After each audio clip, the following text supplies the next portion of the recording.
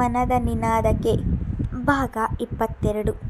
ತನ್ನ ಅತ್ತೆ ತನ್ನನ್ನು ಮಾತನಾಡಿಸದಿದ್ದರೂ ಅವರು ಮನೆಗೆ ಬಂದದ್ದು ಸಮಾಧಾನವಾದಂತಾಗಿತ್ತು ಮಹಿಮಾಳಿಗೆ. ಅಂದು ರಾತ್ರಿ ಆರೋಗ್ಯ ಸರಿಯಿಲ್ಲ ಎಂದು ಕೆಲಸದ ಹುಡುಗಿ ನಳಿನಿ ಆಗಲೇ ಮನೆಗೆ ಹೋಗಿದ್ದಳು. ಮಹಿಮಾಳೆ ಮಾಡಿದ ಅಡಿಗೆಯನ್ನೆಲ್ಲ ತಂದು ಡೈನಿಂಗ್ ಟೇಬಲ್ ಮೇಲೆ ಜೋಡಿಸಿಟ್ಟು ತನ್ನ ಮಾವನನ್ನು ಊಟಕ್ಕೆ ಕರೆಯಲು ಹೋಗಿದ್ದಳು. ಮಾವ, ಅಡಿಗೆ ರೆಡಿ ಇದೆ, ಊಟಕ್ಕೆ ಬನ್ನಿ ಎಂದು ಯಾವ ಅಂಜಿಕೆಯೂ ಇಲ್ಲದೆ ಅವರ ಕೋಣೆಗೆ ಹೋಗಿ ಹೇಳಿದಳು. ತನ್ನ ತಾಯಿಯ ಜೊತೆಯಲ್ಲಿಯೇ ಇರುವಷ್ಟು ಸಲಿಗೆ ತನ್ನ ಮಾವನ ಜೊತೆಯಲ್ಲಿಯೂ ಇದೆ. ಅದು ಹುಟ್ಟಿದಾಗಿನಿಂದಲೂ ಬಂದಿರುವುದು ಅವಳಿಗೆ. ಆಗಲೇ ಅಡಿಗೆ ಆಯ್ತಾ ಪುಟ್ಟ, ಸರಿ ನಡಿ ಬರ್ತೀನಿ ಎಂದವರು ಮೇಲೆದ್ದರು. ಅವರ ಮಾತಿಗೆ ತಲೆ ಆಡಿಸಿ ಹೊರ ಬಂದವಳಿಗೆ ಈಗ ಮಹರ್ಷಿಯನ್ನು ಕರೆಯುವುದು ದೊಡ್ಡ ಕೆಲಸವಾಯಿತು. ಈಗ ಮಾತನಾಡಿಸಿ ಊಟಕ್ಕೆ ಕರೆಯಲು ಹೋದರೆ ಮತ್ತೆ ಬೈಯುತ್ತಾನೆ ಎನ್ನುವ ಭಯ ಅವಳಿಗೆ. ಹಾಗಂತ ಊಟಕ್ಕೆ ಕರೆಯದೆ ಸುಮ್ಮನಾಗಲು ಆಗುವುದಿಲ್ಲ. ನಳಿನಿ ಇದ್ದಿದ್ದರೆ ಅವಳೇ ಊಟಕ್ಕೆ ಕರೆಯುತ್ತಿದ್ದಳು. ಈಗ ಅವಳು ಕೂಡ ಮನೆಯಲ್ಲಿ ಇಲ್ಲ. ಕೋಣೆಯ ಬಾಗಿಲಿಗೆ ಬಂದವಳು ಮಂಚದ ಮೇಲೆ ತಲೆಯ ದಿಂಬಿಗೆ 2 ಕೈಗಳನ್ನು ಕೊಟ್ಟು ಅಂಗಾತ ಮಲಗಿ ಸೂರು ದಿಟ್ಟಿಸುತ್ತಿದ್ದವನು ಕಂಡಿದ್ದನು. ಅವನನ್ನು ನೋಡಿ ಉಗುಳು ನುಂಗಿದವಳು, ಅಡಿಗೆ ಆಗಿದೆ, ಊಟಕ್ಕೆ ಬನ್ನಿ ಎಂದು ತಡೆದು ನುಡಿದಿದ್ದಳು. ಅವಳ ಧ್ವನಿ ಕೇಳಿದರೂ ಸಹ ಅವಳೆಡೆಗೆ ತಿರುಗದೆ, ಅವಳ ಮಾತಿಗೆ ಪ್ರತಿಕ್ರಿಯೆಯನ್ನು ನೀಡದೆ ಅದೇ ಭಂಗಿಯಲ್ಲಿ ಮಲಗಿದ್ದನು.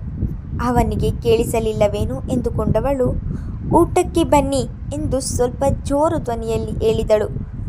ನಿನ್ನ ಹಾಗೆ ನಾನು ಕಿವುಡನಲ್ಲ, ಕಿವಿ ಸರಿಯಾಗಿ ಕೇಳಿಸುತ್ತದೆ. ನಾನು ಬರ್ತೀನಿ, ನೀನು ಮೊದಲು ಇಲ್ಲಿಂದ ತೊಲಗು. ಅದೇ ಸಮಾಧಾನದ ಧ್ವನಿ ಅವನದು ಎಂದುಕೊಂಡೆರಾ? ಅವನದು ಯಾವಾಗಲೂ ಇವಳ ಜೊತೆ ಮಾತನಾಡುವಾಗ ಅಸಮಾನದ ಧ್ವನಿ. ಅವನ ತಿರಸ್ಕಾರದ ಧ್ವನಿ ಕೇಳಿ ಬೇಸರ ಆವರಿಸಿತು. ಅದಗಲೇ ಅವಳ ಕಣ್ಣುಗಳು ತುಂಬಿದವು.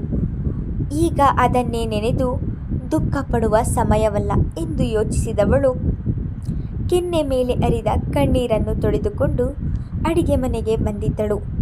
ಅವಳು ಕೋಣೆಯಿಂದ ಹೊರಬರುತ್ತಿದ್ದ ಹಾಗೆ ಮಹರ್ಷಿ ಕೂಡ ಎದ್ದು ಊಟಕ್ಕೆ ಬಂದಿದ್ದನು. ಮಾವ, ಅತ್ತೆ ನಾನು ಊಟಕ್ಕೆ ಕರೆದರೆ ಬರುವುದಿಲ್ಲ ಎಂದು ಬೇಸರದ ಮುಖ ಹೊತ್ತು ಹೇಳಿದವಳನ್ನು ನೋಡಿದವರು, ಮಹರ್ಷಿ, ಹೋಗಿ ನಿನ್ನ ಅಮ್ಮನನ್ನು ಊಟಕ್ಕೆ ಕರೆದು ಬಾ ಎಂದು ಗಂಭೀರವಾಗಿ ಮಗನಿಗೆ ಹೇಳಿದರು. ತಂದೆಯ ಮಾತಿಗೆ ಇಲ್ಲ ಎನ್ನಲಾಗದೆ ತಾನೇ ತನ್ನ ತಾಯಿಯನ್ನು ಊಟಕ್ಕೆ ಕರೆದು ಬಂದಿದ್ದನು. ಮೊದಲಿಗೆ ರಾಜೇಂದ್ರ ಅವರಿಗೆ ಊಟ ಬಡಿಸಿದಳು. ನಂತರ ಮಹರ್ಷಿಗೆ ಬಡಿಸಿ ಸುನಂದ ಅವರಿಗೂ ಬಡಿಸಿ ಅವರ ಮುಂದೆ ತಟ್ಟೆ ಇರಿಸುತ್ತಿದ್ದ ಹಾಗೆ ಅದೇ ತಟ್ಟೆಯನ್ನು ಜೋರಾಗಿ ಮುಂದಕ್ಕೆ ದೂಡಿ, ನಿನ್ನಂಥವಳಿಂದ ಊಟ ಬಡಿಸಿಕೊಂಡು ತಿನ್ನುವ ಕರ್ಮ ನನಗೆ ಇನ್ನೂ ಬಂದಿಲ್ಲ. ಈ ಮನೆಯಲ್ಲಿ ಎಲ್ಲರ ಸಪೋರ್ಟ್ ನಿನಗೆ ಇದೆ ಎಂದು ಅದಾಗಲೇ ನನ್ನ ಸ್ಥಾನವನ್ನು ಕಿತ್ತುಕೊಂಡು ಈ ಮನೆಯಲ್ಲಿ ರಾಣಿಯ ಹಾಗೆ ಮೆರೆಯುತ್ತಿದ್ದೀಯಾ? ಅದಾಗಲೇ ನನ್ನನ್ನು ಮೂಲೆ ಗುಂಪು ಮಾಡಿ ನೀನು ಇಷ್ಟು ದಿನ ಮೆರೆಯುತ್ತೀಯ ಎಂದು ನಾನು ಕೂಡ ನೋಡುತ್ತೇನೆ ಎಂದವರು ತಾವೇ ಅಡಿಗೆ ಮನೆಗೆ ಹೋಗಿ ತಟ್ಟೆ ತೆಗೆದುಕೊಂಡು ತಾವೇ ಬಡಿಸಿಕೊಂಡು ತಮ್ಮ ರೂಮಿಗೆ ತೆಗೆದುಕೊಂಡು ಹೋಗಿದ್ದರು. ಹೆಂಡತಿ ಆಡಿದ ಮಾತಿನಿಂದ ಮಹಿಮಾಳ ಮನಸ್ಸಿಗೆ ಬೇಸರವಾಯಿತು ಎಂದು ತಿಳಿದು ಹೋಗಿತ್ತು ರಾಜೇಂದ್ರ ಅವರಿಗೆ. ಇತ್ತ ಆಗ ತಾನೇ ಊಟದ ತಟ್ಟೆಗೆ ಕೈ ಹಾಕಿದ್ದ ಮಹರ್ಷಿಗೆ ಮನೆಯಲ್ಲಿ ಆಗುತ್ತಿರುವ ಅನಾಹುತಗಳಿಗೆಲ್ಲ, ತಾಯಿಯ ಈ ರೀತಿಯ ವರ್ತನೆಗಳಿಗೆಲ್ಲ ಮಹಿಮಾಳೆ ಕಾರಣ ಎಂದು ಅವಳ ಮೇಲಿನ ಕೋಪ ದುಪ್ಪಟ್ಟಾಗುತ್ತಿತ್ತು. ಅದೇ ಕೋಪದ ಕಣ್ಣುಗಳಿಂದ ಮಹಿಮಾಳೆಡೆಗೆ ನೋಡಿದರೆ ಅದಾಗಲೇ ಕಣ್ಣಲ್ಲಿ ನೀರು ತುಂಬಿಕೊಂಡು ಮಹರ್ಷಿಯ ನೋಟವನ್ನು ಎದುರಿಸಲು ಆಗದೆ ತಲೆ ತಗ್ಗಿಸಿ ನಿಂತು ಬಿಟ್ಟಳು. ಪುಟ್ಟ, ಅವಳು ಹಾಗೆಯೇ, ಅವಳ ಮಾತಿಗೆ ನೀನೇನು ಬೇಸರ ಮಾಡ್ಕೋಬೇಡ. ಇನ್ನೊಂದು ಸ್ವಲ್ಪ ದಿನ ಅವಳೇ ಸರಿ ಹೋಗ್ತಾಳೆ. ನೀನು ಕುಳಿತು ಊಟ ಮಾಡು, ಆಗಲೇ ತಡವಾಗಿದೆ ಎಂದು ಕಾಳಜಿಯಿಂದ ಮಹಿಮಾಳಿಗೆ ಹೇಳಿದರು. ಅತ್ತೆ ಈ ರೀತಿ ಮಾತನಾಡಿದರೆ ಎಂದು ನನಗೇನು ಬೇಸರ ಇಲ್ಲ ಮಾವ, ನೀವು ಊಟ ಮಾಡಿ, ನಾನು ಆಮೇಲೆ ಊಟ ಮಾಡ್ತೀನಿ ಎಂದಳು. ಇದೇ ವಿಷಯವಾಗಿ ತನ್ನ ಮಾವ ಬೇಜಾರು ಮಾಡಿಕೊಳ್ಳುವುದು ಅವಳಿಗೆ ಇಷ್ಟವಿರಲಿಲ್ಲ. ತಾನು ನೊಂದುಕೊಳ್ಳುತ್ತೇನೆ ಎಂದು ತಿಳಿದರೆ ಅವರು ಇನ್ನೂ ನೊಂದು ಹೋಗುತ್ತಾರೆ ಎನ್ನುವ ಮುಂದಾಲೋಚನೆಯಿಂದ ತನಗೆ ಬೇಸರವೇ ಆಗಿಲ್ಲ ಎನ್ನುವ ಹಾಗೆ ನಡೆದುಕೊಂಡಿದ್ದಳು. ತನ್ನ ತಾಯಿ ಆಡಿದ ಮಾತಿಗೆ ಬೇಸರಗೊಂಡವನು ಊಟ ತಿನ್ನಲು ಮನಸ್ಸಾಗದೆ ಸ್ವಲ್ಪ ತಿಂದು ತಕ್ಷಣಕ್ಕೆ ಕೋಣೆಗೆ ಹೋಗಿದ್ದನು. ಇತ್ತ ಮಹಿಮಾಳು ಕೂಡ ಊಟ ಮಾಡಲು ಮನಸ್ಸಿಲ್ಲ ಎಂದರೂ ಸಹ ಹಸುವಿಗೋಸ್ಕರ 4 ತುತ್ತು ತಿಂದು ಅಡಿಗೆ ಮನೆಯೆಲ್ಲವನ್ನು ಸ್ವಚ್ಛ ಮಾಡಿ ಕೋಣೆಗೆ ಬಂದರೆ ಮಹರ್ಷಿ ಅದಾಗಲೇ ಮಂಚದ ಮೇಲೆ ಮಲಗಿದ್ದನು. ಅವನನ್ನು ನೋಡಿದರೂ ನೋಡದ ಹಾಗೆ ಚಾಪೆ ತೆಗೆದು ನೆಲಕ್ಕೆ ಹಾಕುತ್ತಿದ್ದವಳನ್ನು ನೋಡಿ ಒಡನೆ ಮಲಗಿದ್ದಲ್ಲಿಂದ ಎದ್ದು ಬಂದು ಅವಳ ರಟ್ಟೆಯನ್ನು ಬಿಗಿಯಾಗಿ ಹಿಡಿದು, ಇನ್ನೆಷ್ಟು ದಿನ ನಮ್ಮ ಮನೆಯಲ್ಲಿ ಇದ್ದು ಎಲ್ಲರ ಮನಸ್ಸಿನ ನೆಮ್ಮದಿಯನ್ನು ಹಾಳು ಮಾಡಬೇಕು ಎಂದು ಯೋಚಿಸಿದ್ದೀಯಾ? ನೀನು ಮನೆಗೆ ಬಂದಾಗಿನಿಂದ ನನ್ನ ಮನಸ್ಸಿನ ನೆಮ್ಮದಿಯೆಲ್ಲ ಹಾಳಾಗಿ ಹೋಗಿದೆ. ಯಾವ ಕೆಲಸದ ಮೇಲೂ ಆಸಕ್ತಿ ಇಲ್ಲದ ಹಾಗೆ ಆಗಿದೆ. ನಿನಗೆ ಕೊಟ್ಟಿರುವ 1 ವಾರದ ಗಡುವು ಮುಗಿಯುತ್ತಾ ಬಂದಿದೆ. ನಾಳೆಯೇ ಅಪ್ಪನ ಬಳಿ ಎಲ್ಲ ಸತ್ಯವನ್ನು ಹೇಳಿ ಮನೆಯಿಂದ ಮೊದಲು ತೊಲಗು. ನಿನ್ನ ಮುಖ ನೋಡಲು ಕೂಡ ಅಸಹ್ಯವಾಗುತ್ತದೆ. ಅವನ ಪ್ರತಿಯೊಂದು ಮಾತಿನಲ್ಲೂ ಅವಳೆಡೆಗಿನ ಕೋಪ ಎದ್ದು ಕಾಣುತ್ತಿತ್ತು. ನಾಳೆಯೇ ಅಪ್ಪನ ಬಳಿ ಸತ್ಯ ಹೇಳು ಎನ್ನುತ್ತಿದ್ದ ಹಾಗೆ ರಾಜೇಂದ್ರ ಅವರ ಖುಷಿಯಾದ ಮುಖ ಅವಳ ಕಣ್ಣ ಮುಂದೆ ಬಂದಿತ್ತು. ತಾನು ಈಗ ಹೋಗಿ ಸತ್ಯ ಹೇಳಿದರೆ ಈಗ ಖುಷಿಯಾಗಿರುವ ಮಾವ ಮತ್ತದೇ ನೋವಿನ ಕೂಪಕ್ಕೆ ಹೋಗುತ್ತಾರೆ. ನಾನು ಈಗ ಹೇಳುವ ಸತ್ಯದಿಂದ ಅವರ ಆರೋಗ್ಯದ ಮೇಲೆ ಕೆಟ್ಟ ಪರಿಣಾಮ ಬೀರುತ್ತದೆ ಎಂದು ಯೋಚಿಸಿದವಳಿಗೆ ಈಗ ಅವಳ ಪರಿಸ್ಥಿತಿ ಅಡಕತ್ತರಿಯಲ್ಲಿ ಸಿಕ್ಕ ಅಡಕೆಯಂತಾಗಿತ್ತು.